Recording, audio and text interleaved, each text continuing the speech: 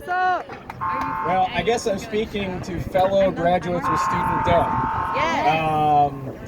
So I graduated more than 20 years ago, about $77,000 in student debt. I'm the first in my family to go to college. Amen. And very fortunate to piece together scholarships, a ton of student loans, work study, you know the drill. Many of you have lived through that. And look, I consider myself fortunate, consider myself lucky. There were certain other people who were very bright from my neighborhood of Philadelphia who decided not to go to college because of the cost of attendance issue. And that for them is a personal tragedy, but for us as a society is a big loss. So we first need to recognize, or I'm speaking for myself, I consider myself fortunate. That said, does it really make sense to saddle an entire generation, and indeed now generations, with $1.9, approaching $1.9 trillion of student debt? That is unsustainable. That is a ticking time bomb to our economy. Why should people have decades and decades of repayments that they're facing just because they wanted to go to a higher education and pursue a higher education and get one?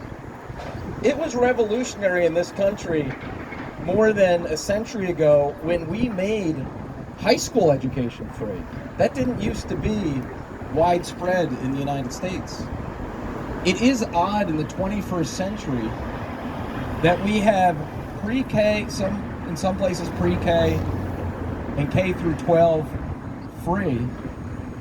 But then when it comes to pursuing a higher education, we make it cost tens of thousands of dollars.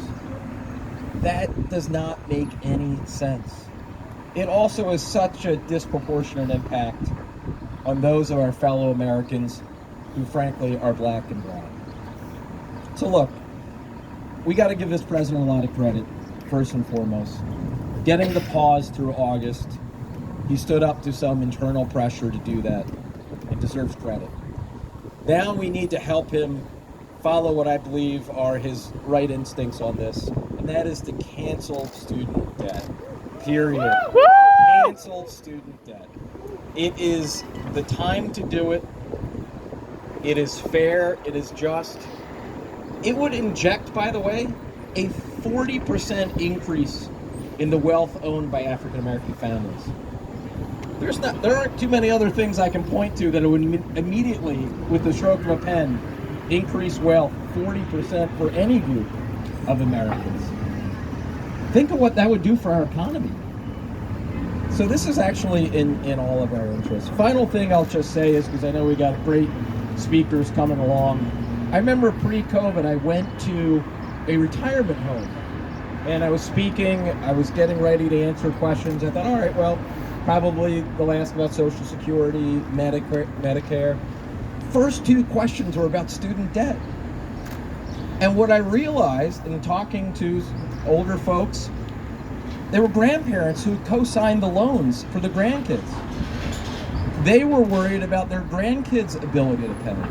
So this isn't just a young person issue. This isn't just for college students or those in their 20s, those in their 30s, those in their 40s even. This is really for every sort of demographic that we have in our country. So thank you for being out here. What you are doing is not easy, I know, but it makes a difference. So please keep it up. Know that I and others are with you, and I'm very confident we're going to get this done and cancel student debt. Thank you. Thank you, Representative Boyle. He said cancel student